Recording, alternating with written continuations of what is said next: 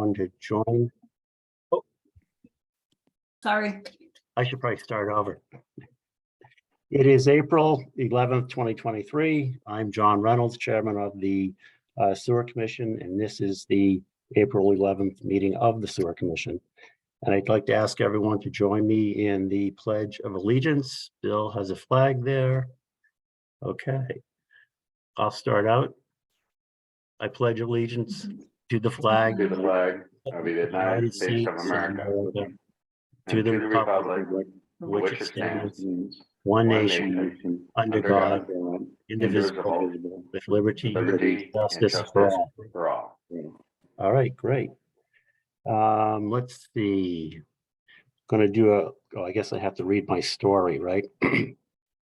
In accordance with the requirements of the open meeting law, please be advised that this meeting of the Sewer Commission is being recorded and will be able to be found on the Lunenburg Access YouTube channel after the meeting. The following information is also provided for members of the public that would like to participate in the meeting remotely.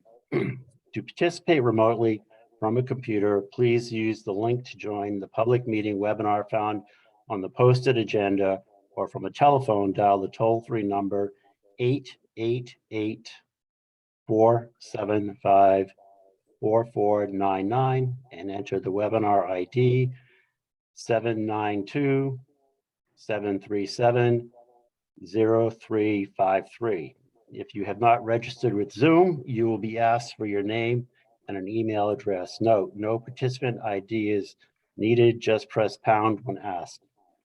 I'm going to do a roll call vote to confirm that members are here. Brett Ramsden, Aye. Dave McDonald, Aye. Mike Nault, Present. Mike DeVakis is not here, and I for myself. Staff, when I call your name, please answer. Bill Bernard. Aye. Okay. Paula Bertram Here. and Jane Rainley. Here. Okay.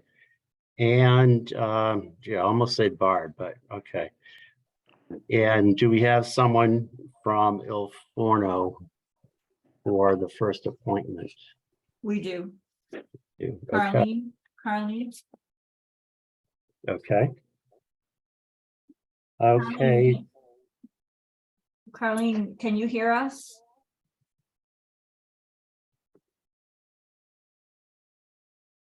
She's not on.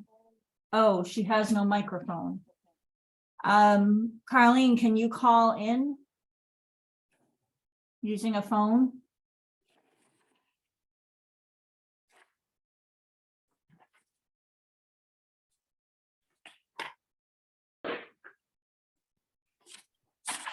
Okay. Maybe she will attempt to do that. Her appointment is until 6:15 Yeah, okay. anyway. So when we get to current business, unless anyone objects, I'm thinking maybe take things slightly out of order. Because there's a couple things we absolutely have to cover. One is the RFP. And I think need to have a little discussion about the intermunicipal agreement. I'd like to move the budget rate increase in capital planning towards the end prior to business manager's report. Paula, do you object to moving those around? No, not at all. Okay.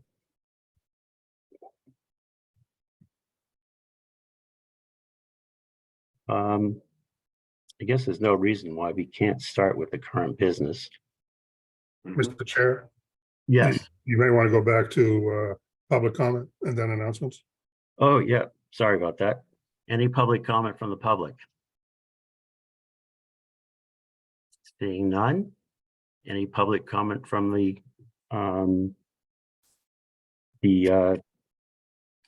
commissioners or any members of the staff? Mr. Chair, if I could, I just want to thank everybody who came out to town caucus and running for a position. Thank you, Brett, for rerunning. That's great. We appreciate that very much.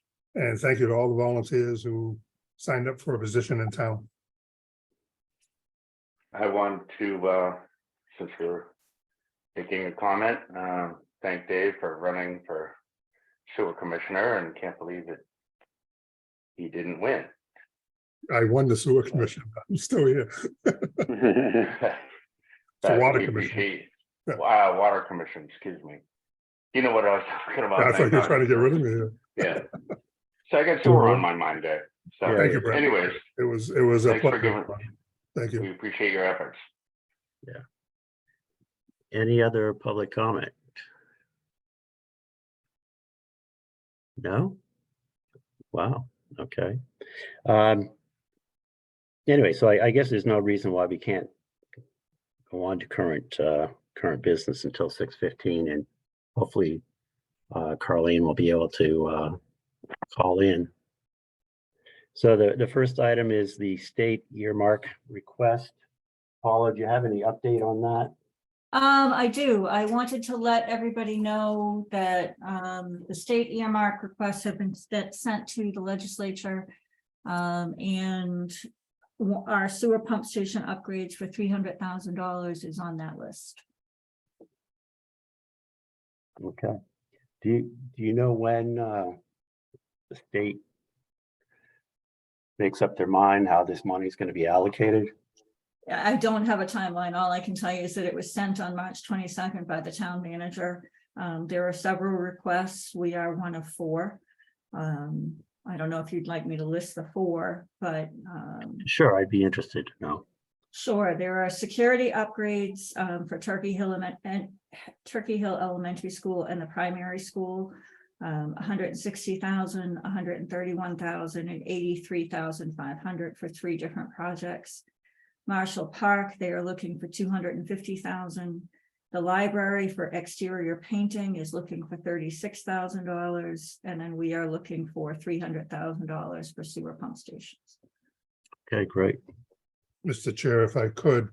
Yes, I just want to make it clear that that money is the aquifer money. Is that correct, Paula? No, that is state earmarks. That is not State the ARPA- earmarks, That okay. is not the ARPA funding. Okay, all right, thanks. Yep. okay.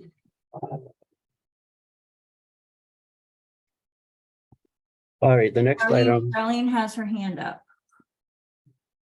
Hold on. Carleen, can you not letting me do a phone dial in? Okay.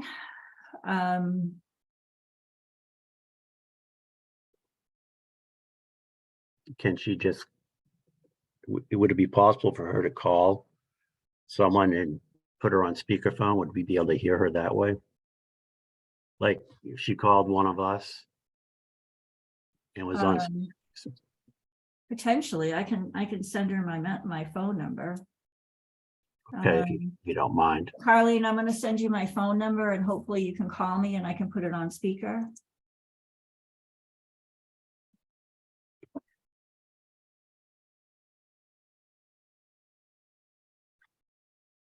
Okay, I just sent it.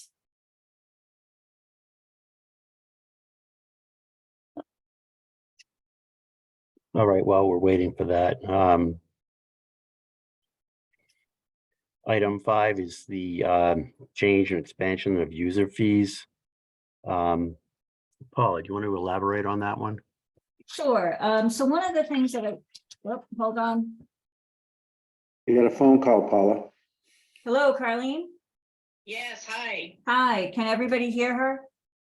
I can heard her. hear Okay, Carleen, can you say something just so we can make sure you can be heard? Hello, everybody. Hello, can you hear us? Hello. Can you hear them okay? Yeah, because I have them on my computer. I just Okay, don't have microphone or video on my computer. okay, okay. Okay. All right, and Carly, we'll be back to you. We have to wait until 6:15 to talk about your issue. So Paula, Okay, go ahead. this mic is coming on. Okay. Yeah, Paula, go ahead. So what I determined is that we actually, one of our future agendas will be talking about a connection for an existing property that has a certain number of bedrooms now and then plans to expand in the future. And that triggered me to question, because our rates are based on the amount of flow that you're putting into the sewer system, and that's how we charge our connection fees. it triggered me to look into what the city of Leominster does when a property expands. And whenever a bedroom is added in the city of Leominster, there is a fee that is charged, and I sent that out, I believe, to everybody. There's a fee that's charged, and it's based on the number of bedrooms. And it's part of the building permit process. So they have to fill out a form, and then that fee is sent to the sewer commission. So I'd like to consider the sewer commission in implementing that. There is something in our regs that says that we can charge for expansion of use, but it calls it a privilege fee. So I actually have an appointment with town council on April 26th to talk about this, is to determine if we can charge that fee under that portion of our bylaw. So I wanted to get the commission's thoughts on it before I pursued it further. Okay, any thoughts? I'll go in the order I have you on my screen here. Dave? Yeah, I think it's a good idea to look at that because that's how our fees are based on anyways, by bedroom. So Right. it's just really getting caught up with what's going on. Right. Mike? I agree. Good catch, Paula. Brett? I agree. My question though would be, is this a one-time fee? Is this a monthly, a yearly annual fee, or is it a one-time thing, Paula? It would be a one-time connection fee because you're increasing flows, or, expansion fee. And then after that, we would charge, as we do everyone else, based on the flow that you put into the sewer system. I Okay, think it's certainly worth checking out, and I'm definitely on board with it. yeah, and I'm Thank in you. agreement with that also, but I think maybe before we take a vote on that, Paul, if you talk to town council, get his view and bring that back, and then we can figure out the best way to do it and take a vote at that time. Absolutely. Paula, thank you for picking up on that. That's really Yes. great. No problem. Okay, I guess we've got 2 more minutes. I don't really want to start another topic. We are going to have feedback, Mr. Chair, because it'll be on speaker and you're all coming through my phone as well. So just Okay, we'll give it a shot and hopefully it'll work. maybe Carleen can mute her computer so we don't have our echo, but we'll see. Okay.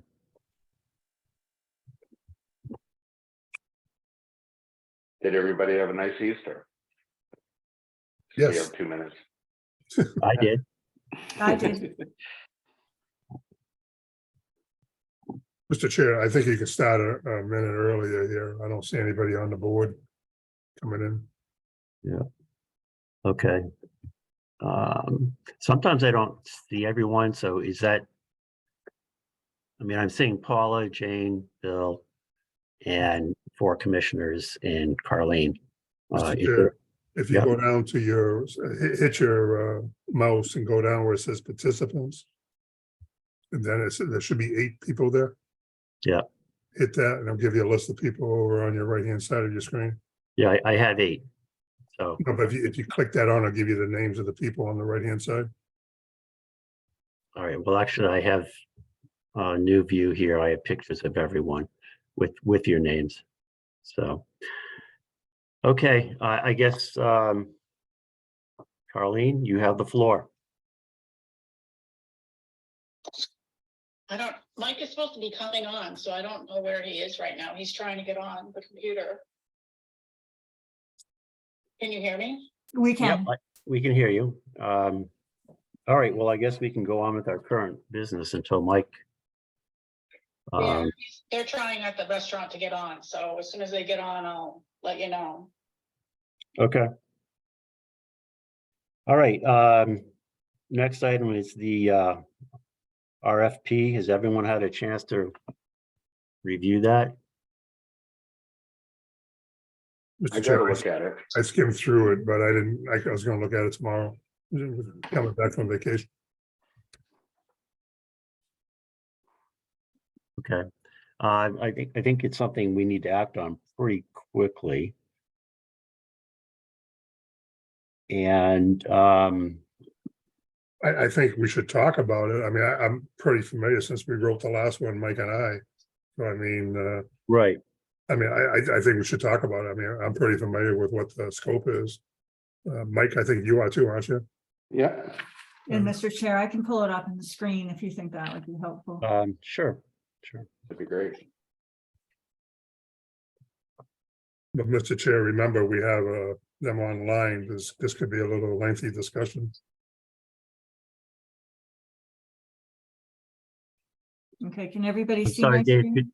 Dave, could you repeat that? yeah, I got it, Paula. I just want to remind you that we do have Alfonso's on the line there. This could be a lengthy discussion, is what I'm saying. Right, but I thought Carleen said she's waiting for Mike to connect. Yep. Yeah, I thought we could start this while we're waiting, unless anyone objects. Carleen, do you know if they're able to get on yet? Okay. All right, can you just message me when he's on, just because I'm gonna be in this discussion and then I don't want to miss him. Okay, thank you. Okay, Mr. Chair.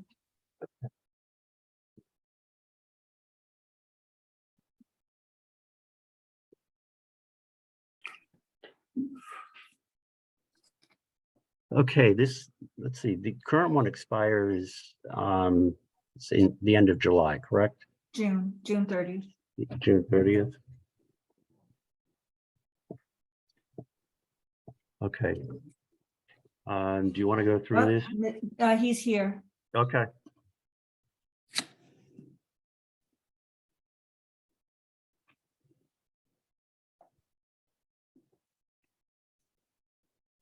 Connecting to audio. Okay. Okay, we have an image. Can you hear us, Mike? Yes, I am. I'm sorry. I thought this meeting at 6:30, but I'm sorry. I'm just getting in right now. Okay. Can you hear me okay? Yep, we can hear you Okay, fine. Perfect. So the floor is yours. Why don't you give us a summary of what you're hoping to do? As far as the project or as far as the sewer situation? I'm sorry, you're not coming in real clearly. Can you just Okay. repeat? Are you talking, you want me to talk about what we're doing for the building outside or what we proposing Yes. to do? Okay, basically what we are doing is taking the tent out, or taking it down, and we're doing a building 30 by 50 structure with sliding garage, basically 3-bay garage building, 3 bays, sliding doors and climate control. And it's already been approved by the zoning board and also the planning board. Okay. Now, is your seating capacity changing? No, we just trying to do some outside seating for the summer, for the spring. And we're spreading the capacity of the restaurant, like between the dining room and outside seating. The seating capacity will not change. But the potential seating capacity would change, wouldn't it? We're not planning on it. Mr. Chair, if I can, I know I did Go talk ahead. about this. The seating capacity has to change to incorporate the outside seating. Now, what does that do for the plumbing is another story. I mean, he's got his building permit, or I should say his permission from the planning board and so on. I think what he's asking for us, and Paul and I touched this a little bit, is the grease trap capacity. So you have to take what's outside and add what's inside as a max. No matter what happens, it's a max. If he's using it or not, people are going to sit there sooner or later. So we have to consider the grease trap. And I know we've had an issue up in that area before, because there used to be the restaurant Cappy's, I think it was there before, which was nothing but fried food. So I'll stop it there, but that's would be my concern, is the capacity for grease. As far as everything else, I don't have a problem with it. I mean, He's not changing the bathrooms, there's no plumbing, it's just grease because of more food he's gonna be producing, which is a good thing, but that's our concern. Well, Dave, can I say something? Yeah.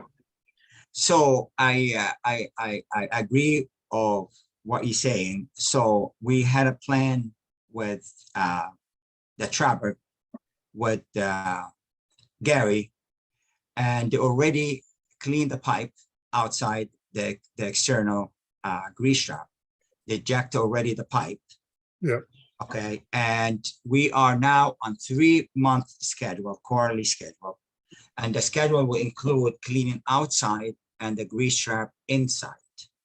The situation with the grease trap inside the restaurant, there is 2 grease traps. Since I came in to this building, we never used the 3-bay sink, which had the old grease trap. We always used it as vegetable sink because we have other dishwashers. We have 2 dishwashers working to wash dishes. So I also shut down the second dishwasher, and we had a 3-bay sink with a brand new grease trap, and it's been inspected by the plumber inspector. So this one would get cleaned up every other week, and Gary from the trapper, they would come in to do professional cleaning every quarter when they take care outside as well.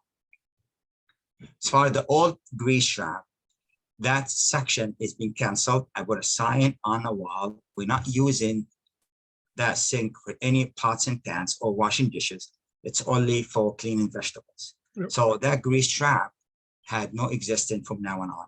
And honestly speaking, I never even know that was existing because I was buried under the sink. Yeah. And now there is no use for that section whatsoever, except washing dishes, washing vegetable once in a while. But the main one now, it's nearby the dishwasher and also underneath the 3-bay sink, and that would be cleaned every other week by my staff. And we would have a record for that, and we'll have a login sheet on the wall. And also we get cleaned up again once every quarter when the grease trapper comes in to do outside, to do the inside as well. And that's the plan, and that's what we've been doing. You know, Mike, I just want to say thank you. And Mr. Chair, Mike and I did talk about some issues. And I know Paul is on top of this as far as the 25% rule. And I appreciate what Mike is doing. And like I said, the only thing I would request is a letter from Gary for our files that he's signing off on the grease trap. And then Paul are monitoring it with Mike. And again, I think our concern was that he's doing construction.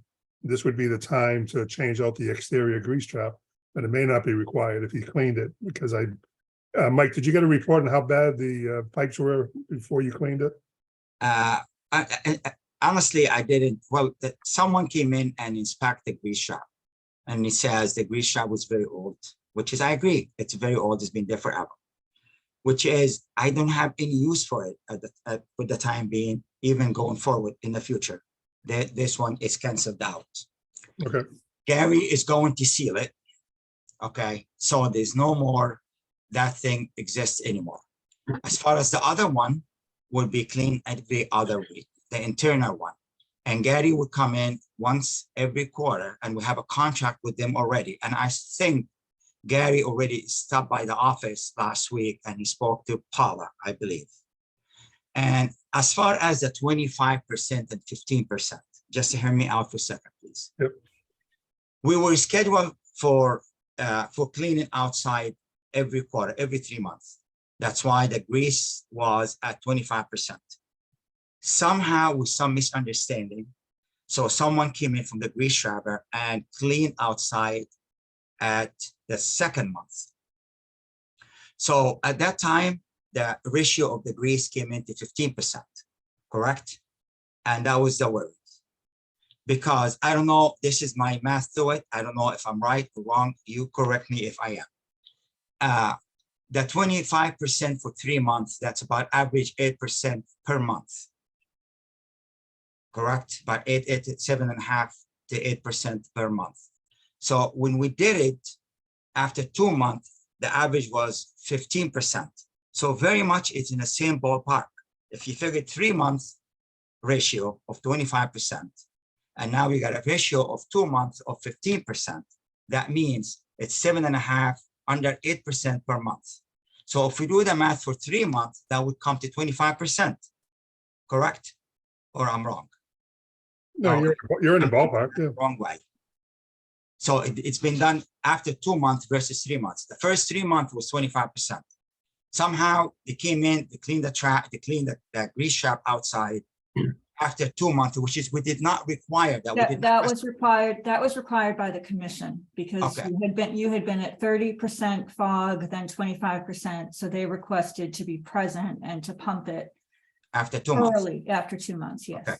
So if we figure the ratio per month, it's by 8%, correct? Or that's the wrong math. If you divide it 25% by 3 months, that comes. Carlene's trying to talk. I'm sorry. I'm thinking that's because that pipe needed to be pumped out, because we had that pipe pumped out Yeah. just last week. So the pipe in the building to the grease trap was pipe cleaned out. So we're wondering if that buildup caused the higher percentage. Yeah, Mr. Chair, if I could just add what Mr. Packard has said, I don't know if that was helpful or if you want to wait. No, please. So what happened is, as I said, the February 15th pumping was because the commission had requested it because of the high percentage of fog. So on March 23rd, myself, Al Packard, and Bill Bernard visited the establishment. We did look at the grease trap in the floor that Mr. Mohammed has talked about. There was a sign posted with cleaning dates on it right above the trap. However, that trap apparently is not in use, but at the time of the inspection, it needed to be replaced. The grease trap on the back wall that apparently is in use did not have a sign. There is a sign now. I received an email from Carlene that they've put a log and they've also put a sign saying not to put grease in the sink. The jetting of the pipes was recommended because the inlet to the interceptor and the outlet to the interceptor were very, very, there was a lot of buildup. So Al had recommended to potentially cut down on fog to jet the pipes, which is Right. what they've done. So they have done that both on the one coming into the interceptor and the one coming out. Unfortunately, Al is out of town until Wednesday, but I did talk with him briefly about this, and what he would like to know is the seating capacity of the outdoor seating. And the reason for that is because the interceptor may not be large enough to accommodate that seating, and he would have to do that calculation. But the plans on file with the building department do not have any seating arrangements or idea of how many people can fit in that expanded area. Okay. Is that something Al can do? He's informed me that the only email I've received from Al is that he's concerned that the interceptor may not be large enough and that he needs to understand the seating capacity. So I'm assuming he can. The seating capacity will stay the same around 140, between 130 and 140 seats. And 140 seats will be divided between the two places, between the outside seating and the inside seating. There's no possible way to have all these people in the same time. And that's the plan, is spreading the seating between outside to take advantage of the spring and the summertime to get more business outside. But if we have people outside, it's not going to have people inside. That would offset the inside because nobody wants to sit inside if the outside is available to be seated. And that's the whole idea of having the building outside and have it structurally sound, and we don't have to take it down and build it up again every season. And that was the whole entire idea of having this building outside. The seating capacity would not increase. The seating capacity would divide it between the two places. Most of the time, outside seating is available.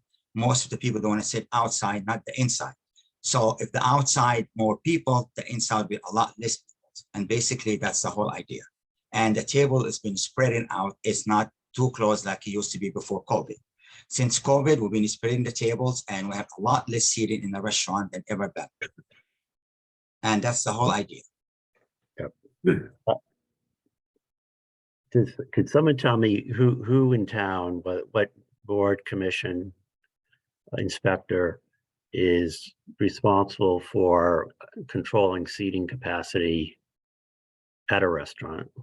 That would either be the planning board or the building department. And I would, now, I don't know what's going on with the building department, but they usually set the standard for seating capacity. And what Mike said is true. If I went to Mike's restaurant and said, I want to sit outside and I can sit outside, that's great. But now, say you come along and you want to sit outside, but outside is full, then you're going to sit inside. So you have to look at the total structure as total capacity. And as far as, I would take Gary's, the plumbing inspector's report. If he approves it, then I would go with that. I don't think our what do you call him? What's the guy's name who does our work? Al Packard. Al. I don't think Al should really get involved in it. We need a write-off from the plumbing inspector. And if I Gary's know- happy, I know he is reviewing it. Gary Williams is reviewing it at this point. I mean, and as far as, you know, when I was the inspector in Shrewsbury for grease traps, one of the whole keys is you got to keep your interior grease traps clean. Once that starts clogging up, all the other stuff goes in your outside grease trap and causes the problem. And David, that's my attention, Yeah. to keep the eye on the grease trap, and whatever it takes, whatever it costs, we're willing to go for it. Right now, we're gonna do at a quarterly basis, and if it gets too much, we can go on 2 months, even if I have to go on a monthly basis. You know, Mike, I know we talked about you coming from another town and it's different, but the fines are just as important in Fitchburg as they were here in Lunenburg. If, Absolutely, but Okay. right now, if it's that what needed to be done to go forward, I am willing to. yeah, no, and listen, I agree with you, and I don't have a problem with that. I think we have a good understanding, and we're trying to help businesses in town. But on this one here, Mr. Chair, I'd recommend get the report from Gary, sign off on it, just like we normally would. David, excuse me, with Gary, as far as the bathroom concerned, we do have plenty of bathroom. We have 4 bathrooms in the building. Bathrooms not our concern, Mike. It has nothing to do with bathrooms. We take Gary's word for that. Nothing's really changing here, except you're gonna be cooking more food, I hope. I hope this is a win-win for you. You're gonna be cooking more food, which produces more grease. And that's what we're concerned about. And no, if you're following what we're saying and what Gary's saying, you're fine, as far as I'm concerned. Right, no, I agree with you, Dave, and you know, we'll know what's going on by the volume of grease when the interceptor is pumped, and then, you know, if it gets to the point where it has to be pumped once a month, it has to be pumped once a month, and then, Whatever it takes, sir. right, and then at that point, you might want to consider expanding the outdoor, because I know it's expensive to pump. But anyway, yeah, I think we should wait to see Gary's report, and then if Gary's all set with it, I don't have a problem. So I don't see that as something we need to take a vote on tonight. Unless Okay, I'm- so Go my ahead. understanding from what you guys are saying is that provided Gary Williams does not have any recommendations relative to the grease trap, I can sign off on the building permit. That's what I would say, yeah. I mean, That's- I would trust our plumbing inspector. That's what we're supposed to be doing. But I mean, I appreciate all of your concerns, because it's a concern for all of us. But if he's following the rules with Gary, and I like Gary a lot, so I got a lot of respect for him. Excuse me, the concern is mine as well as you guys are. If something happened to the grease trap, I'm stuck to just as bad as anything else. Yes, no, and we know that. It benefit me, it benefit my business. If the grease trap doing well and nothing wrong with it, and it's been clean and doing the right things, and that's the most important thing. The last thing I needed is a pack up to my building with the grease and sewers and stuff like that. That's Well, the we're last thing. We're trying to help you prevent that too, Mike, just so you know. That's why we're talking tonight. I appreciate it very much. I thank you, and I thank you for your concern. But I'm just as concerned as anybody else. With all due respect to everybody, I'm just as concerned. My concern is I would lose sleep if something wrong with any piece of equipment in my place. I can imagine something wrong with the grease trap outside. And that's our livelihood. And I will keep my eyes on it. I would have Gary at the trapper. He's a great guy, and he's willing to do whatever it takes to help the situation, but to make it better. And at the end of the day, it's better for all of us, not just me, not just you guys, it's the whole entire town. So And hopefully, we- yes, go ahead. I'm sorry. Mr. Mayor. We do need a vote, Mr. Chairman, because this is considered an expansion of use, so you have to approve it. Okay, well, I was thinking Which is why it came before you guys. So you could approve it contingent upon Gary Williams' approval if you so choose. Otherwise, it will have to come back before another meeting, and I don't really want to hold up the building permit. I appreciate that very much, Paula. okay. Mr. Chair, I was going to recommend if you want, I can make a motion to approve it. Go ahead. Waiting a permit from Gary. I'm sorry, you broke up a little bit then, Dave. I was going to do the motion to, and agree, Paula, we should take a vote on it to either approve it or deny it. But upon waiting for Gary's sign off, I mean, that's what we need is Gary's sign off. All right, well, why don't you pose that in the form of a motion? Mr. Chair, I propose a motion that we approve the use change at Alforno's on Electric Ave in Lunenburg, pending approval from the Lunenburg plumbing inspector. Okay, anyone want to second that? I'll second that. Okay, any further discussion? Seeing none, let's take a vote. Dave McDonald. Aye. Mike Knoll, Aye. Brett Ramsden, Aye. and I for myself. The motion is approved, so And Mike, I hope you fill up the outside seating and your restaurant. Thank you, David. I appreciate that. Thank you, gentlemen. Thank you, Paula. Mhm. And I'm very grateful to this community, and I'm so happy to be in Lunenburg because it's such a great town, and I want to be part of it. And I want to be a good citizen, a good businessman, and I do whatever it takes to make it happen. I promise you, if any problem, I will get on it right away. I will address it right away, and whatever it takes, I'm gonna work on it. And Don't that's worry, what makes you Paula guys- will remind you of that every day, trust me. Well, thank you. I said that too. Sometimes I do need the reminder. Yeah. Thank you very much. all right, thank you. Thank you. Thanks, Good Mike. night. Thank you, Paula, Colleen, thank too. you again. Good night. Good night. Night now. Okay, why don't we get back to the RFP?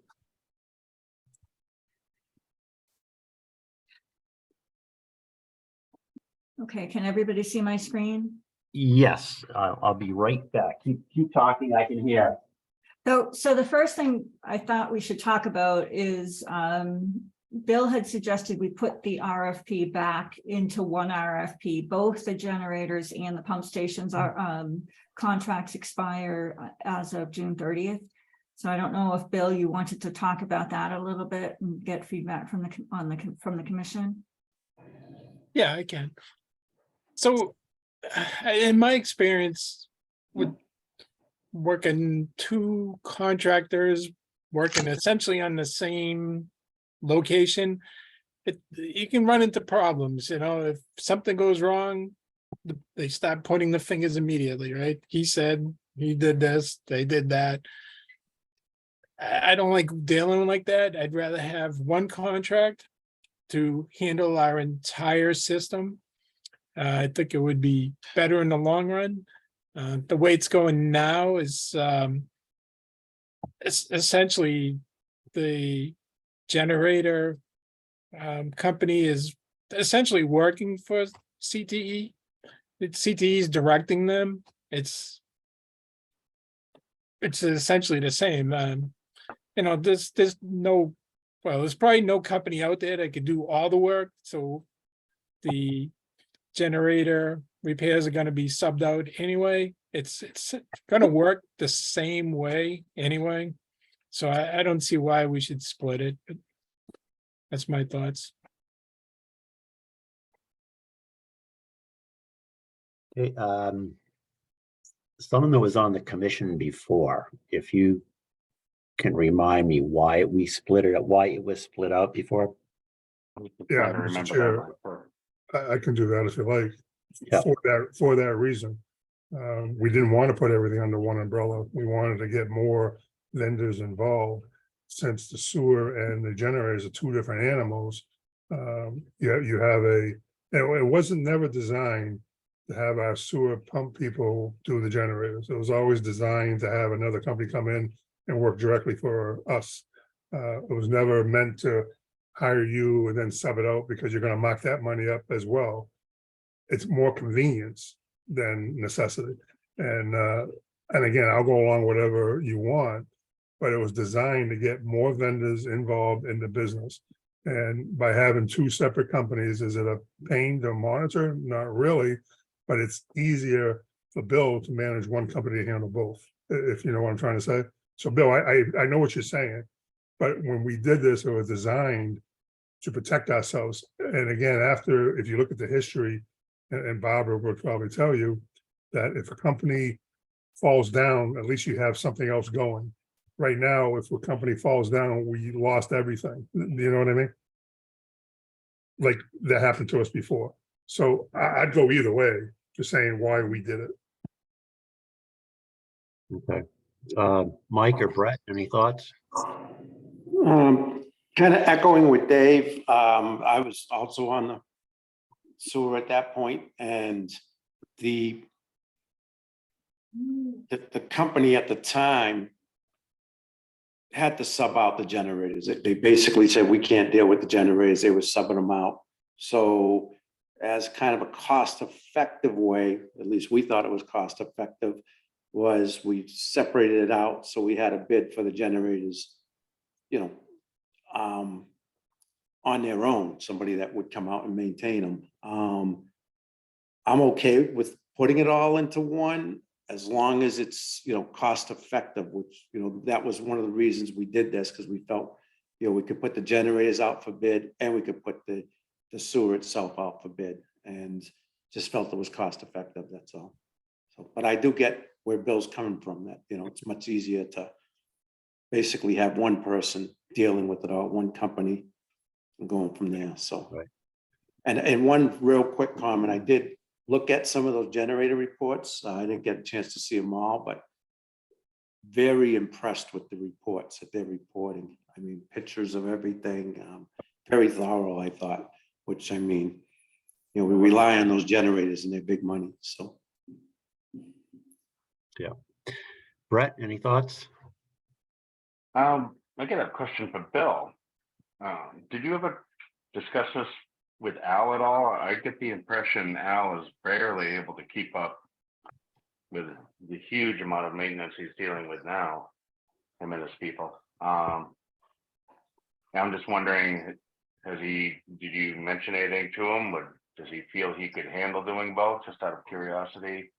Or as a company, if we were to keep them on, which we obviously like to.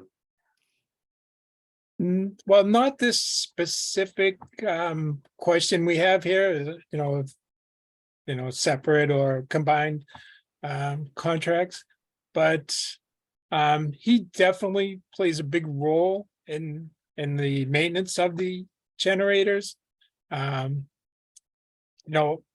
He was trying to get them, for the minor inspection, when they come out and do that, they might come up with some suggestions, like we have a block heater that needs help. So, he's trying to tell them, when you come in for the major, bring all the parts for the block heater, if we want to do it, and do it at that time, so there's no extra charges, because they charge you for travel time and mileage, that kind of stuff. So he does play a big role in it. You know, I think, Mr. Chair, if we look at Bill as the supervisor and the one in charge of the sewer department, we have to take his recommendation to heart as well. I think we explain why we want to do it, Bill, but you're the boss. And I think that would be the bottom line for me. Our job is to advise you, but you're running it. So again, I think we explained why we wanted two companies when we did it. But again, you're the one sitting at that desk, not I. Yeah. I mean, I had, when I first talked to Bill about this a few weeks ago, I like everyone else, I think I could come up with an argument for it going either way. Dave and Mike, you brought up one big issue, obviously, is what is the most cost-effective way to do it. And I guess we really wouldn't know that until we start getting bids on the contracts. So I guess as you said, Dave, I would defer to what Bill wants to do. Yep. He wants one person to own it, so Bill, you can own it, or I'd Paula. like- No, not me. By chance, has anyone talked to Al's boss, Empry himself? Anyone talked to him lately? No. You may want to give him a call and see what his thoughts are too. I haven't talked to him in like a year and a half. In fact, we should have him come to the board one of these days soon before, when's this contract done? June 30th. And maybe we can have him come in next meeting or something and just give us a review. I'd be curious of his thoughts on this. Yeah, no, I would too. I mean, we like him. There's obviously a good relationship there. But yeah, I think we should talk to him. I think the last time we had so much stuff going on and we had to kind of push him off, if I remember, Paula. Or I missed that meeting. I honestly, I know Al was gonna come in and he didn't have the reports ready and wasn't able to attend. But I can certainly put CTE on the agenda. The concern that I have is if we wait another 2 weeks to move forward with this proposal, we're not gonna get it back in time. No, I want to do this now. I mean, So, they're under contract with us until what, July 1st. yeah, So we still got 3 months with these guys right now. Hopefully it'll be renewed, but I would like to see an update before a new proposal is awarded. You know what I mean? It's not gonna stop this. I completely agree. I would like to have a report and an update before the end of the contract as well. Why don't we go through this now? Maybe we can get this approved tonight so you can get it going. If you want to Yeah. scroll down. Okay, I can still hear everyone. so I'm not sure how you guys want to do this, so To show us any changes you're making. So because we are combining them, there are changes, obviously of minor things, myself and Bill versus Barb and Jack. The proposal right now is to release do a pre-proposal virtual conference on May 10th, and then the proposals would be due Wednesday, May 31st, and then the award would be June 13th. Okay. So that's a pretty tight timeline. So there's the date, obviously, with request for services, we added the generators to the service under the pump stations. You were being very optimistic, Paula. Sorry? I said you were being optimistic by adding the generators into it. Well, this is the proposal we've sent out, so if Yeah, we're I gonna know, change I'm it, I just need kidding to you. rework. Just kidding you. Hold on 1 second. Hold on 1 second, Paula. Yes, Okay, you want to go down a little bit more? sure. These are just dates and names. This is the monitoring of alarm callouts.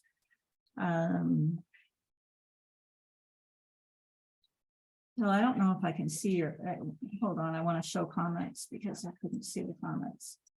I don't know. Okay, one of the questions that I had is the bid deposit, 5% of the bid and payment bond of 50%. Do we want to require that? I think we required the 50% bond. That was from Heather. You may want to check with Heather on that one. Okay, Yeah, there's nothing big about that. okay. I think that's pretty standard. It's pretty standard. Yeah. Because I haven't done this, so. Certainly for not anything of this scope. You know, if you're trying to kill my eyes, you're doing a real good job on that. I'm sorry. So the reports have all stayed the same. Yeah. Annual reporting has stayed the same, exterior maintenance has stayed the same. So Paula, I had a comment, it was up a few pages on the Okay. no charges for remote response to I alarm thought you said- calls. Yeah, hold on. Where is it? Up I just did, I did see that too. Right, Yeah, no charges for remote. I don't know why I'm not seeing your comments. As I have them in my printed record. But go ahead, Bill. so my thought on that is, if somebody's answering remote calls, they're gonna expect to get paid, so the technician who answers, it's gonna get a paycheck for that. So I think it's in our best interest to pay for that. Maybe we can limit it to, say, 2 hours. We pay you 2 hours for that call out.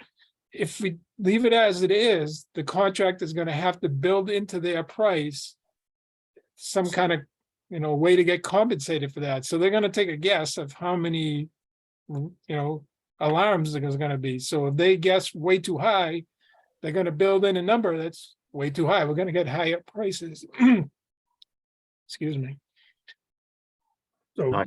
Bill, I like that idea of putting a budget not to exceed Right, a lot of money. And the reason why we put that in is because we were getting killed on that. A lot of the Yeah. vendors were taking advantage of that. Sure. A call and charging us some 4-hour minimum. So maybe Yeah. between you and Paula, maybe you can look at that and say, all right, this is our guideline, you know what I mean? But to get charged for a remote call at a $4 minimum at overtime was ridiculous. And that's why it was put in at that time. So this is for remote response, and I would, if we're gonna put a charge in there, I would make sure that it's outside of, it would be a 2-hour charge outside of the regular hours. out of normal business Out of hours. normal business hours, which are 6 AM to 6 PM. So I would be Yeah. careful about how we word that. I think that's something Yeah. that you and Bill should look at tomorrow. Paula. I can't remember the wording, but I thought, and obviously it's changed a couple times since the original, but we had some real big issues with alarms. Yeah. It was crazy, the amount of what was going out. So Mm. we had them work it into the contract. I don't remember the numbers, but let's say, 2 calls a month or something were already in the contract to expect 2 calls. And then above that, there was a basis, I think, but something had to be done. It was like having, another full-time employee or a couple of full-time employees. It was just so crazy. So, Right, I think there were That's times when we were actually double charged for those call outs, but You know, we were just trying to find a way to, we kind of felt at the time that if the stations were maintained properly, the time, the call outs would go down, and I think that somewhat has come true, but back then it was kind of crazy. You know what, Mike, you're absolutely right. And I remember this now, where it said no charges for remote response to alarm callouts during regular business hours. That's what was taken Something off to somewhere that along the way. effect. That was taken off. Yeah, so we wanna, so I just put a note to, Bill and I will address that. Yeah. But that's Okay. what it was, because they were charging us overtime during business hours. And that's what I think we wanna make sure they don't. Yeah, that's Right. why I said no charge. It was during Yeah. the 8-hour day. Yeah, that makes perfect sense. Well, why don't we just add that during normal business hours? go ahead. And then obviously, it's something we can monitor, and if there is an issue, once we sign a contract, there's not much we can do, but it would still, if it gets to the point it's crazy, I mean.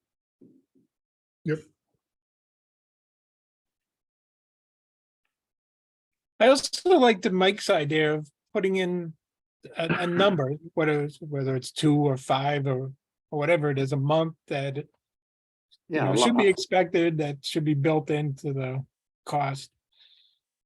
At least it reduces it down a little bit. Right, What you don't want to do, Bill, is set up a category as a catch-all. So if I was a GC, I'd be looking at that, and Brett, maybe you know what I'm talking about. I'd be adding, oh, look at this, I got some free money here, I'm gonna put 2-hour charge. You know what I mean? So that's the other thing you gotta look at, because Yeah. it's free cash for a contract. Does that language Yeah. work, or?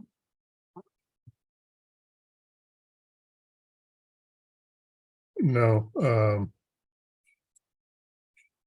I would kind of divide it a little bit more. Okay, Do you have any Per wording month. for him? Well, I'm thinking on my top of my head, remote response outside normal business hours. Available up to 2 hours overtime per week, per month, per day. What does that mean? well, Bill, what are your thoughts? You just had 2 hours of overtime, if it takes less than Yeah. 2 hours.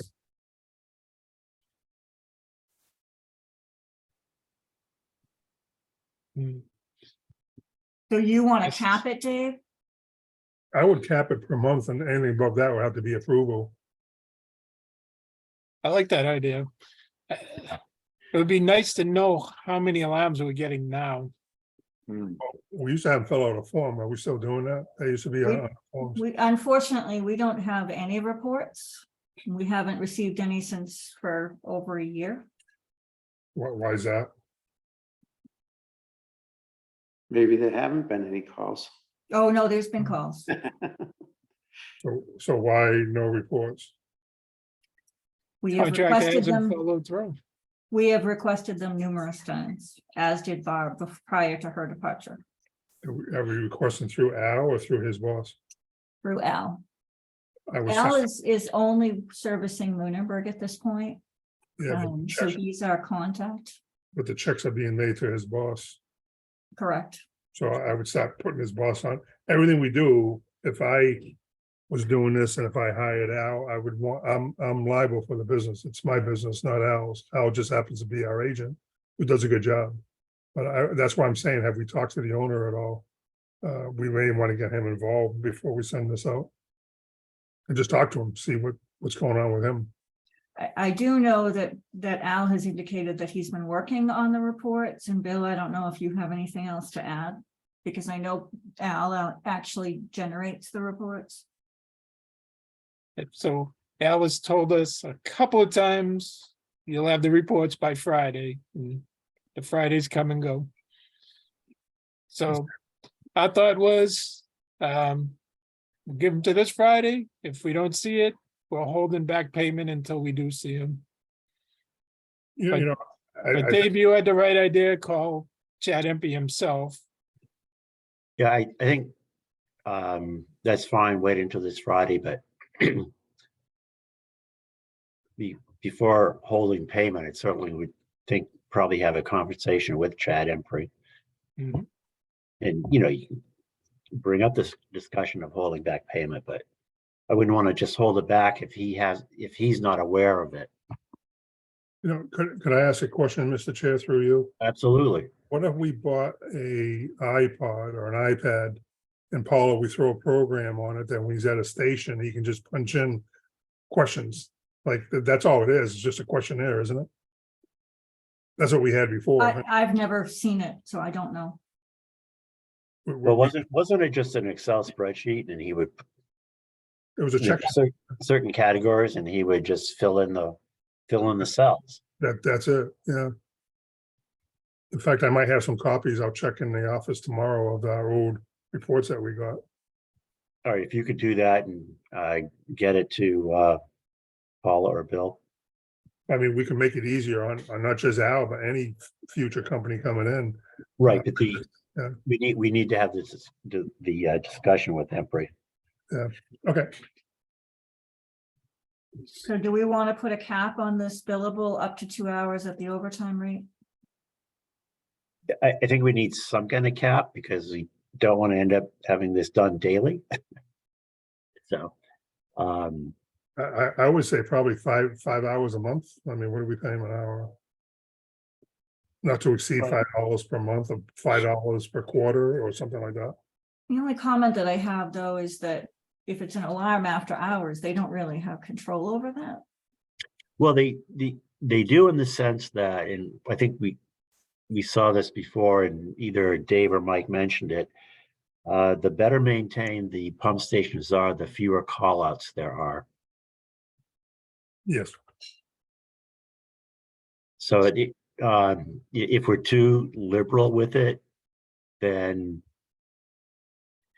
you know, maybe the pump stations won't be maintained as well. Well, I'm kind of concerned now, Mr. Chair, when you say, oh, yes, this is the first we're hearing of that. So how many calls are you getting? You would know better, obviously, than us now. I know that I know that the alarms went off when we lost power during that snowstorm. I know that the alarms went off. I know that one of the things I have on my business report is there was an alarm that needed to be replaced at Meadowwoods, which is in process. So there have been alarms. So. And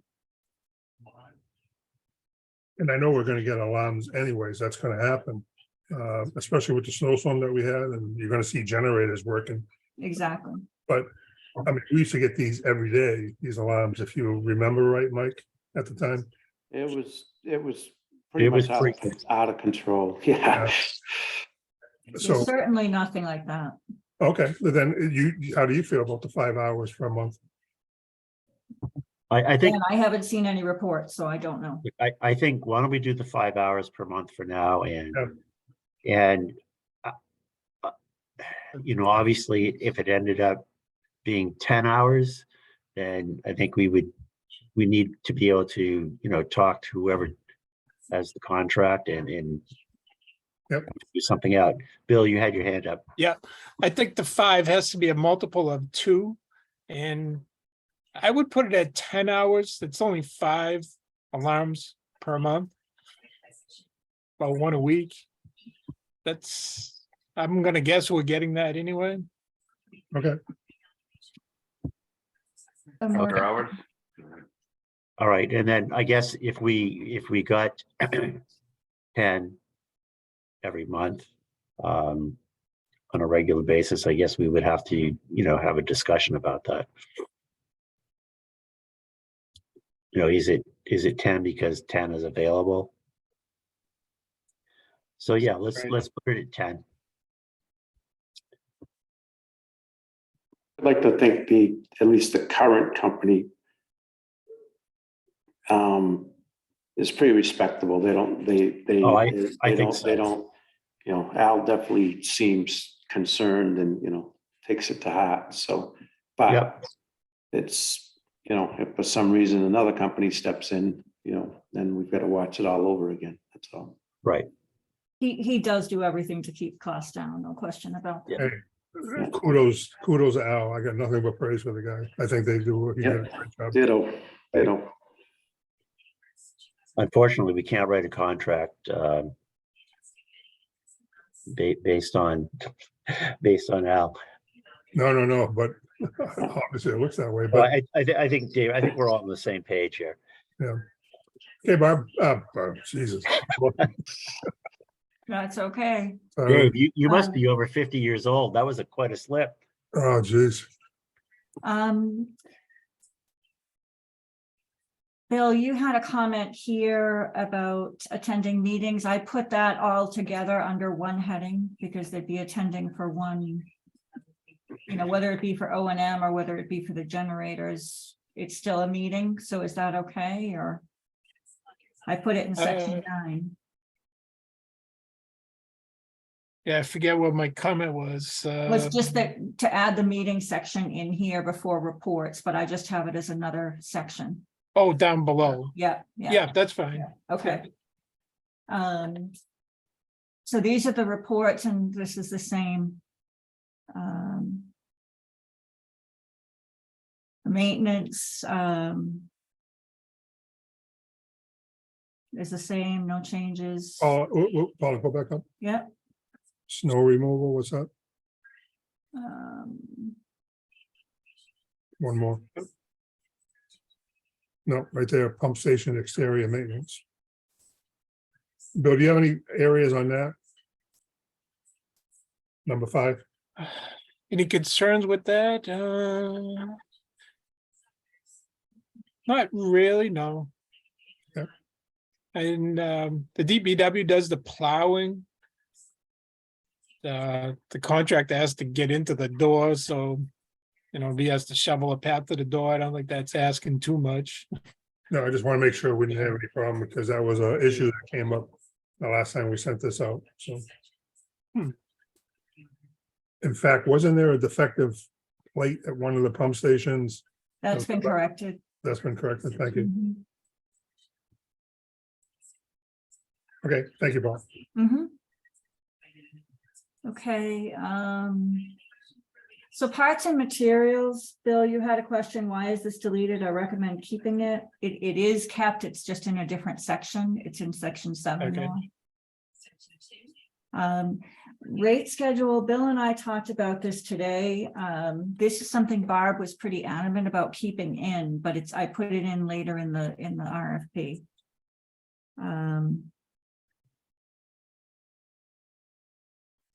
Bill, this was your suggestion to remove billing at the hourly rate where applicable begins upon arrival at the station. You asked to remove that, so I did. What was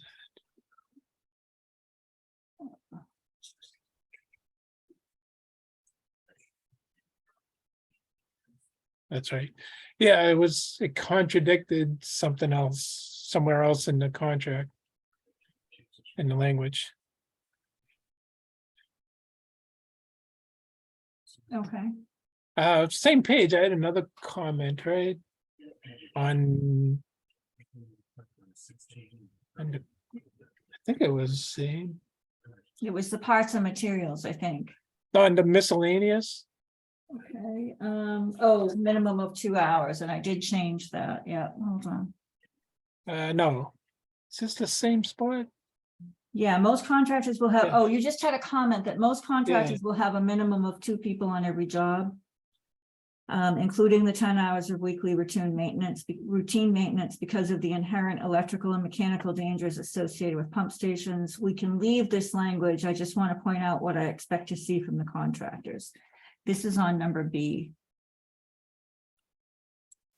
Yeah, so right now, I think Al works by himself, but that's pretty rare, especially working on electrical mechanical systems. Yep. It's usually a minimum of 2 people. So I just wanted to point that out, and if CTE doesn't bid on it, somebody else does, and cost is a little higher. That's one of the reasons. Yep. Okay. Generator maintenance, I basically pulled from the generator RFP, but I do want to point out, and I don't know, the generators that Weld, I pulled the types of generators and the information from the reports that Weld gave us. What was in the RFP were not these same generators, the previous RFP, so I'm assuming at some point between then and now, generators have been changed. But this is what I got from the Weld reports, so I'm assuming that's correct. I don't think generators have been changed out that recently. That I would be surprised because they're extremely expensive. So I don't know why Right. what was in the RFP is different than what Weld has. Yeah, I don't know. It's a good question. So I'll just verify that with Al before we put it out, that these are correct. Okay, Are those the model numbers next to it? Yeah, yeah. So none of this is basically essentially lifted right from the generator RFP. There's no change in the language. Yep. The major and minor maintenance is also pulled directly from the other RFP. Okay, and then this is repairs, again, just pulled, nothing changes. This is section 7. This is the parts and materials. And Bill, you had a question here about markup. Yeah, I think we should limit the markup to 10%. Actually, the industry now is 8%, just so you know. Is what? 8%. 8, okay. I mean, it's up to Uh, you. My 30 years experience, it's always been 10%. Again, I'm not gonna fight over 2, but Yeah. that's, Yeah. yeah, so is that, I say this with a smile, is that the difference between state contracts and the public contracts? I don't know. probably is. So do we split the difference and make it 9? No, go with 10, but usually it's 8%. Okay, in my business. I'm gonna work for you guys. Okay, so we're gonna leave that at the 10%. So this is the rate schedule. Bill had a question about whether to include it or not. Barb was pretty adamant we should include it. So that they identify all the various rates. One of the questions that I had is on this chart. I'm not quite sure why we have markup for parts if we've already specified Yeah, that it's 10%. I don't think we need it. Okay, so I'm gonna delete that, but I'm gonna. Well, that's just my opinion, Paula, but Okay. Thoughts? Trying to remember, Mike, why did we put that in before? Remember that part. I think it was markup on parts for their maintenance. Maybe they're general, but you know, it's kind of repetitious. Just leave it at the 10% and, or 8%, but whatever. Yeah, no, I know we put it in for a reason. I just forgot the reason. okay, so Paul, it sounds like you can eliminate that. Okay, I will. I just, for some reason, I can't do it here. I don't like What- this version. Mr. Chair, if I could, Brett, what are your thoughts on that? You do business like this. Looks repetitious to me. I'm sorry? It looks like it's repetition to me. I should Okay. remove it. Okay. Meetings. I had a question on the crane. Depends on what size crane. You know, you might need a little tiny one or a great big one. Is a huge difference in cost. That I might just, for me, I would take that line out and then somewhere else in the language, put any rental equipment or any equipment they gotta bring in, it's cost plus 10%.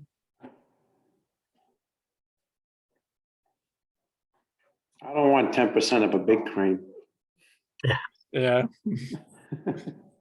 Well, we're not gonna. need I'm a okay with huge 10% on a one. little crane. Yeah. Should we change that then, instead of crane, just put down rental equipment if needed? Well, I just want to check the language because Al calls cranes the arms that lift the generators up. Yes.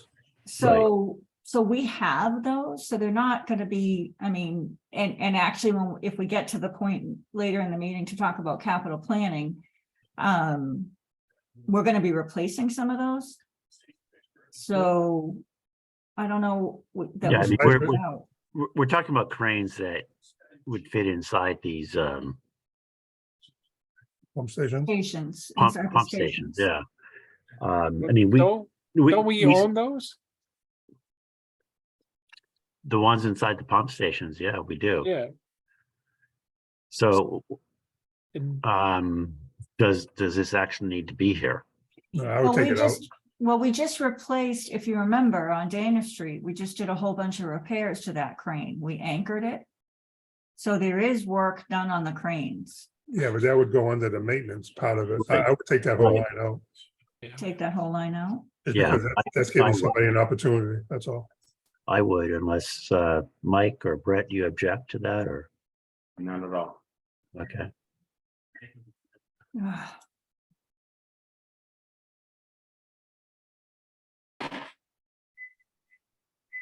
Okay, And then maybe like you have BC, maybe add D, that any rental equipment is the actual cost plus 10%.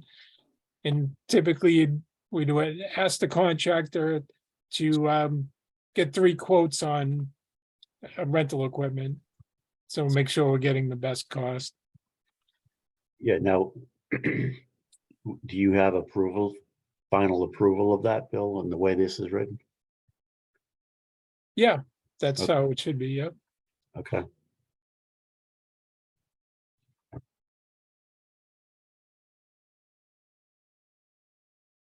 is that okay, Bill?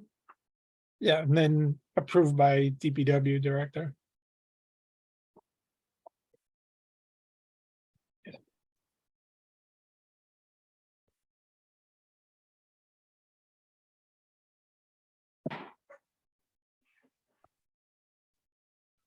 We can finesse that, but just, I want to make sure I capture it. Okay, meetings is the same. It's just a new section, move down. Term of the contract, and you had questions on this, Bill, and I think they were really good. Is, Yeah. this says rates for years 2 and 3 will be identified in the event of contract renewal. Bill's question is, should they be identified in this bid? What was that, Paul? I'm sorry. Bill, if you want to talk about it. I think it wait a was minute, under this- no, pricing, you're right, that's under pricing, I'm Propo- sorry. So the proposal term isn't the pricing. same. Yeah, the term isn't the same, it's right here, Yeah, right here, number 3.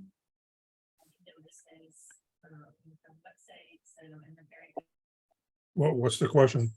so what is this line? What does line 3 mean? Right? It says rates for years 2 and 3 will be identified in the event of contract renewal. Identified when, how, it doesn't make sense to me. So are we asking them to give us year 2 and 3 pricing now? Well, it's a 3-year contract, right, that we're signing. No, Right, it's a but 1 year, it's- it's a 1 year. With a- up to 3 years. Right. It's a 1 year, no, I think that was put in. It's a 3-year contract overall, isn't it?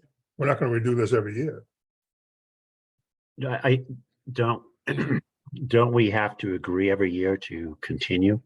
Yes, And I Right, think that's why when we talked about this, we wanted to know what the rates for year 2 and 3 are gonna be. But it's probably not necessary if you're signing a 3-year contract.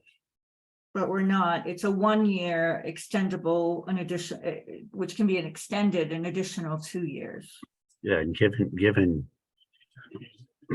I mean, if I was bidding on this, I would, given the current environment, I would be reluctant if I was gonna have to hold things for 3 years. The price of things for 3 years, but That's what it was when we designed it, we try to find out for budget purposes, and what are we gonna do for the company? Because they can come back to us and say, after year 1, year 2, we gotta go up 150%. So we're trying to put some safeguards in there for that. So you may want to change that out to rates not to increase more than 2% per year for the contract. And that way we can budget it. You know what I'm saying? yeah, I hear you. Limiting it to 2% in this current environment might be an issue for someone, that's all.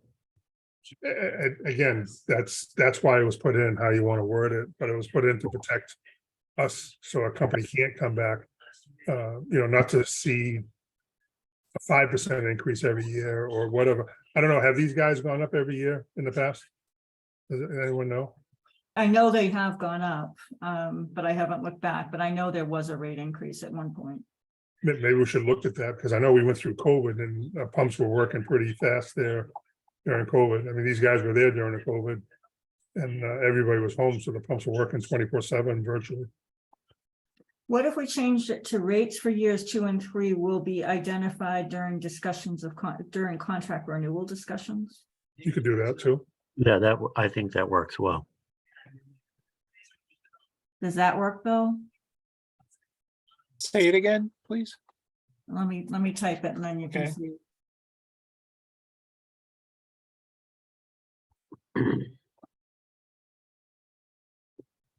I like that because it gives them an incentive to keep the cost down that they're trying to renew. Right, Does that work, Bill? Okay, so we're not asking them to give us those rates at the initial bid, but at the end of each year, we want to see their new rates. Yeah, It's essentially what we're doing, right?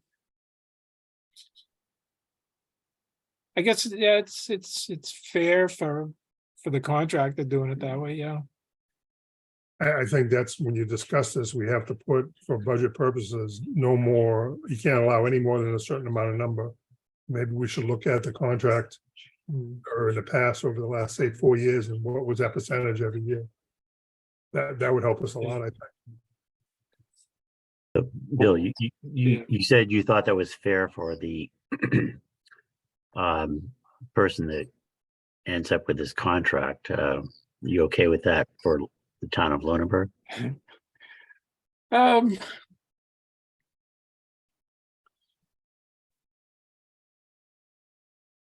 Yeah. Uh. Because, well, at that point, it's gonna become a negotiation, right?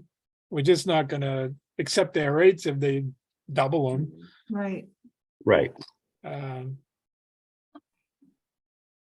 I like it. I think it keeps it honest. yeah. Yeah. Capping it scares me a little bit, because look at what's inflation been doing? What if inflation jumps way high again and it's beyond what we cap it at? You're gonna run That's- into problems. Bill, that's Right. something you're gonna have to use your gut to go through. Yeah, Now things are going the other way. So, yeah. Yeah, I thought the current administration said that inflation was going to go down significantly. Yeah. So do we want to take out that ad percentage and just leave it the way it is? maybe take out the ad percentage and just renew discussions. That's something that should be discussed Okay. when you do the interview process. We changed discussions to negotiations. I would leave Everybody, discussion. keep rolling. I just need a couple minutes. Keep this rolling. I'll be right back. I would leave discussions because Yeah. negotiations sounds like we're almost adversarial at that time. I think just discussions. Yeah. Okay, I don't know why this is removed. You didn't I see my don't think we text? should be procuring equipment. I know I don't want to be, Bill. I don't think you want to be. Procured by the sewer commission? We have not been procuring equipment. They have been.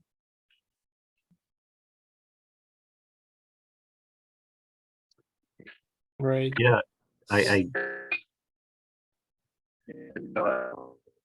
think that should be removed. I don't know, Dave and Mike, if it was in there for a reason.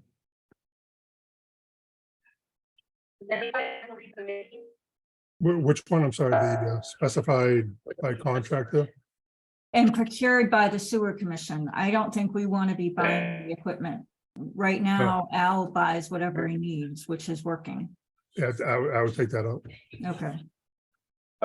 my opinion. No, I agree. If I remember, it was because it was in excess of $1,000. I think it was like. If it was Here, I'm a little bit. right, it gave us a chance to negotiate. Yeah, but it still requires authorization by the DPW director. Right. We just don't want to buy Yeah, it. no We matter don't wanna what. be buying it. Yeah, no, I agree. Okay. Options and credits, we had town office space in there and you offered a cubicle phone and PC. And Bill and I discussed, we really don't have the availability to do that. So we're proposing to eliminate that and just say storage for records and equipment for local use, limited space. Has there ever been a need for a cubicle space? That's fine. So I think it's fine to eliminate it. We put that in the first time, Paula, when we did this, because we had that extra space at the DPW. Okay, I think Jack wanted to talk to the guys. okay. So you're okay with taking that out? I am. Okay.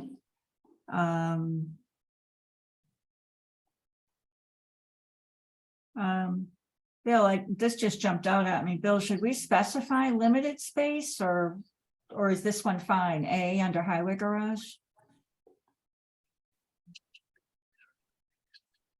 I think it's okay like that. Okay. Yeah. I just added, this is language from the generator contract.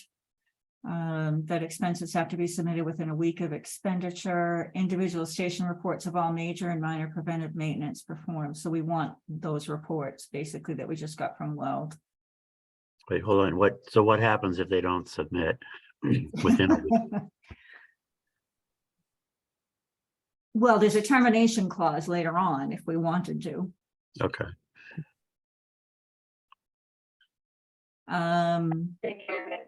One of the things that we came across is we had an invoice come through late that was for subcontractor work, and MP submitted the invoice, but never gave us the subcontractor invoice, which is required for payment. So I added that. Okay.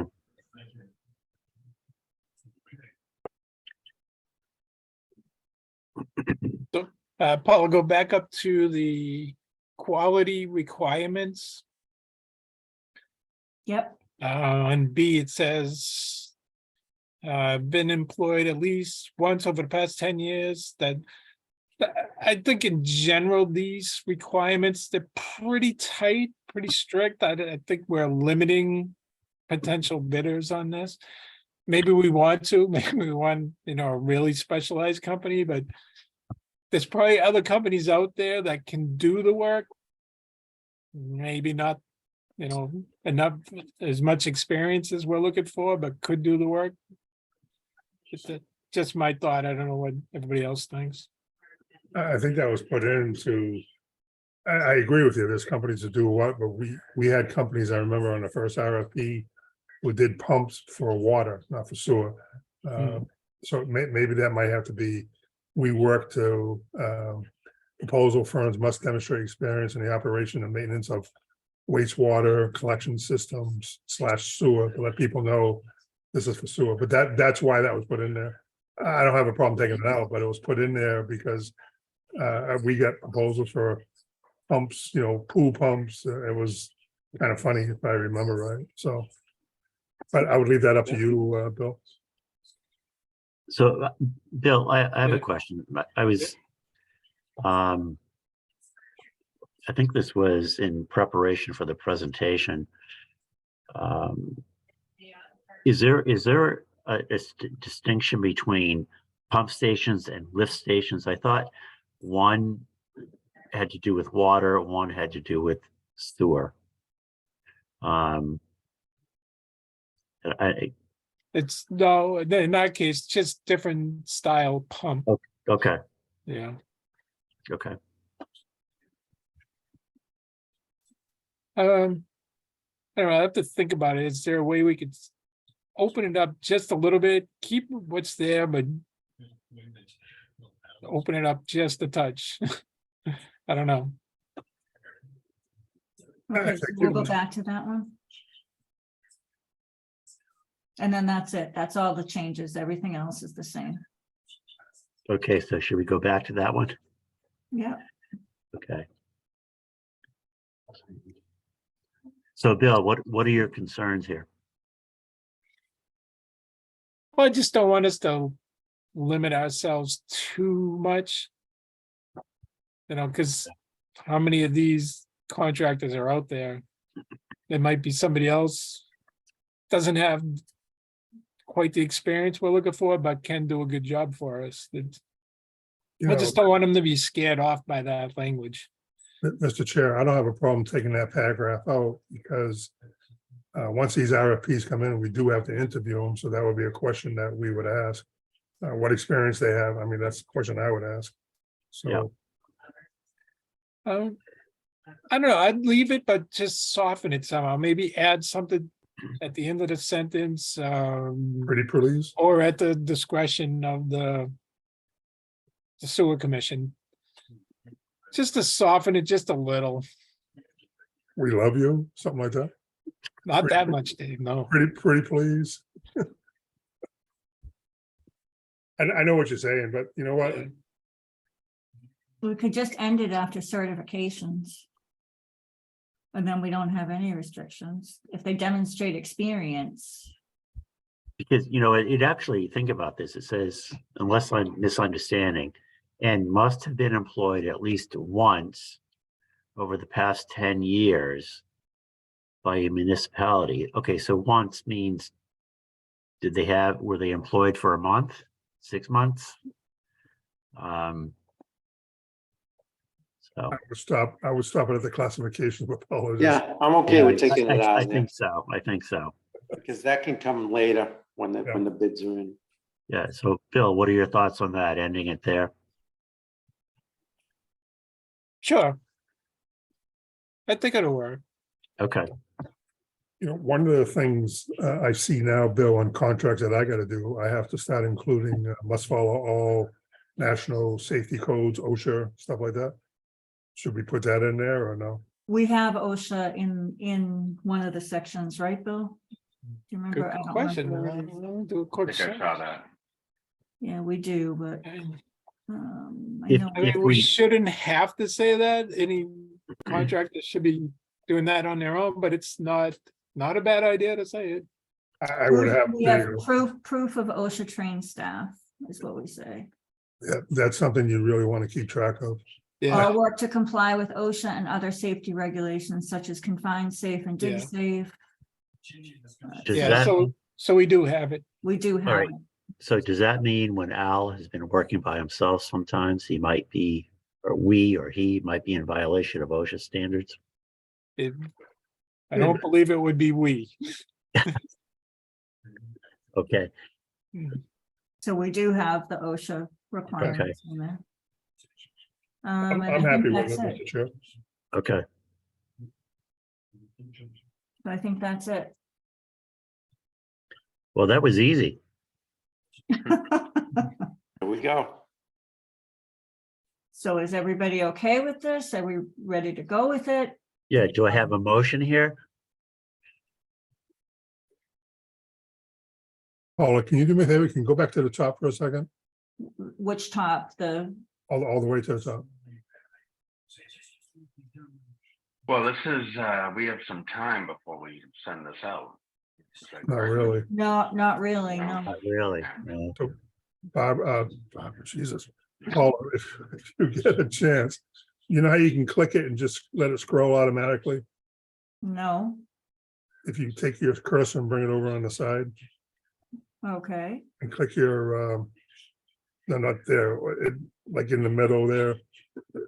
Just back click it and it has a little arrow, you can automatically scroll down. Does that happen? I don't know. Was anybody, I don't know where you're talking about, Dave, to be Back, honest. back click your mouse Yeah, that just makes it bold. off the paper there. Back click it. I did. Okay, so you don't have that feature where you can No, just no. let it scroll down. No, Can you just scroll down slowly? are you looking for something in particular that I can? Just want to do? review it one last time to make sure. You keep on going. What day is May 31st this year? It's a Wednesday.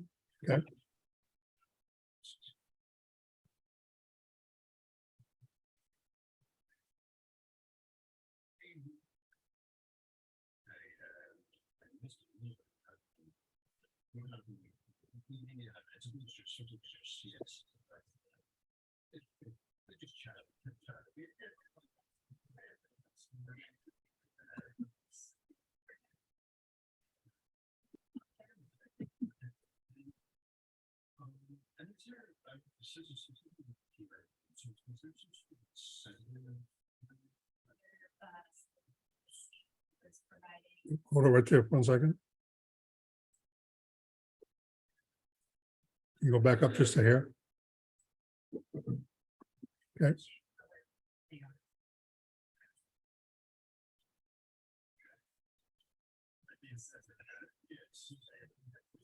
So category B, is that what we talked about before?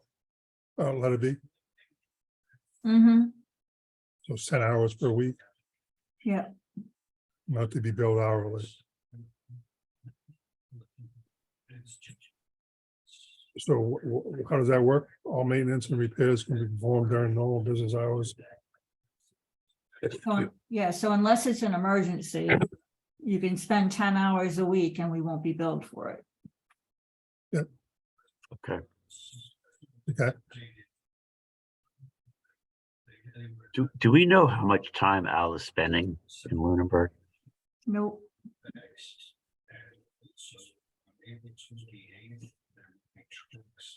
I mean, I see him fairly frequently driving around town. Yeah, I pass them along as well.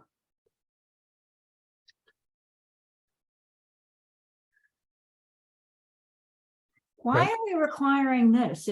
Why, so all repairs have to be approved by the DPW director? Bill, do you do that now? Done at the hourly rate. Yeah, like Okay. the repair out at Meadowwoods. You know, he Okay, came to okay. us and we talked Yeah. about it, yeah. Yeah, okay.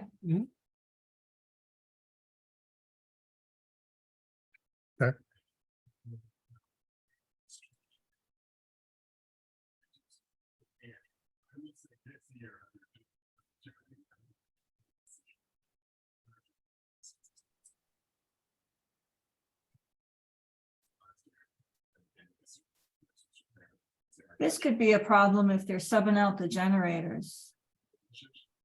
On number A under miscellaneous. Yeah.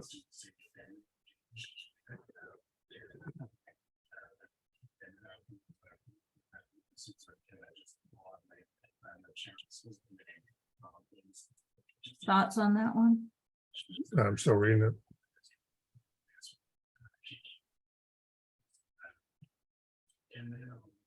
So what they're saying basically is that if you have two contractors on site, Yeah. when would that happen? Bill, would you know a situation where that would happen? Electrician maybe and a pump guy, I don't know. Yeah. What there's, I think what he's saying is that if Al goes there and he's got to open up the station for electrical work, he's gonna charge you. Is that the way I'm reading it? Because he's got to stay there to lock up the pump station.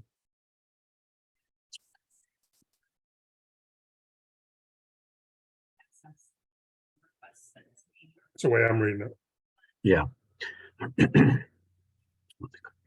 And that's, I mean, Paula, I think we put that in for that case to keep limited DPW personnel from going and cover it. So we would say to Al, stay there and supervise the pumps. That would be his job. Right, Okay, so that's fine. yeah, but we got to understand that Al would be doing that. For example, if you need an electrician, it's part of Al's contract, I would think, unless the town says we want to put new electrical services in the pump. So we ask Al to come and watch that, supervise that, or do we do it? That's what that's in there for. So it's a good catch. I mean, how do you want to handle it? I probably would handle it the way we got now, what's in the contract.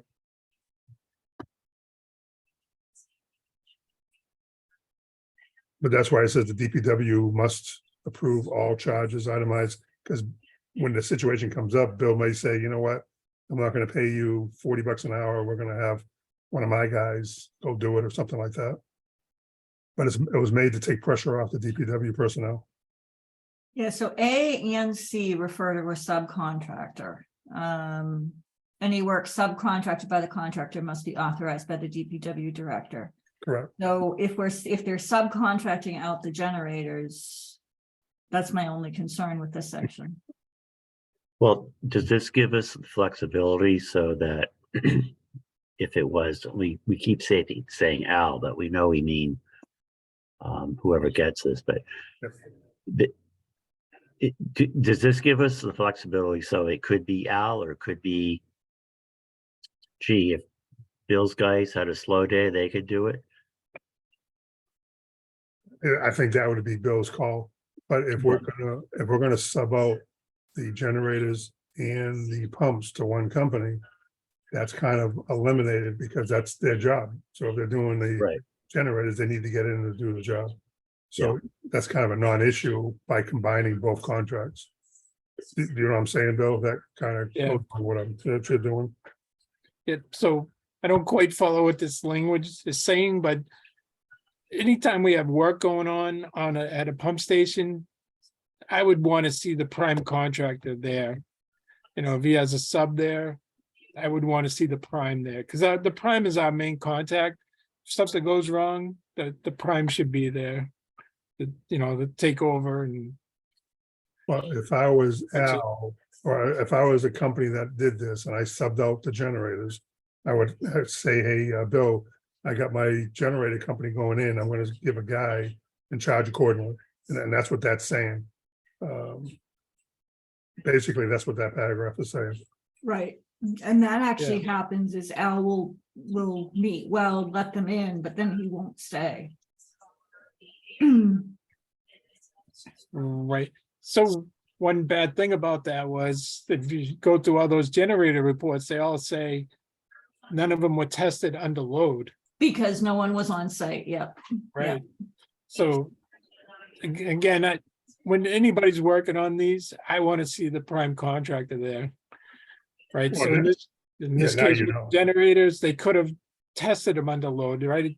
Al could have shut the power off, see if the automatic transfer switch actually worked, and make sure the pumps ran. You So know, Bill, we should generator rework power. this, we should rework this section, these two paragraphs.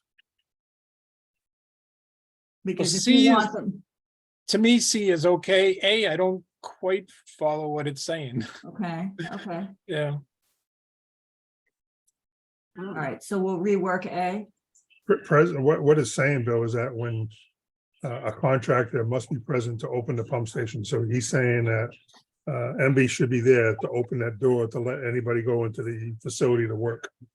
But that would only be done because he's doing the work. So, I mean, if we went in there and said, you know, you want to go change light bulbs to all LED and we're gonna have your guys do it. What he's saying is that he would go and open the door for charge you for doing that, but we have keys to these pump stations too. It was kind of a non-issue, but it was in there to protect yeah. the DPW directors. But if Bill wants the contractor to remain on site, which this doesn't require, this says if the contractor must remain on site. The DPW must approve all charges, but Bill is saying he wants the contractor to remain on site. Right, it says that in the second line, if the contractor must remain on site during the duration of the work. Or if the work must be done simultaneously in conjunction with both contractors on site, the DPW must approve all charges itemized for the submitted invoice. So what they're saying is that if you got a guy going in there and taking out a circuit breaker, Al can open the door and they close it when they're done. What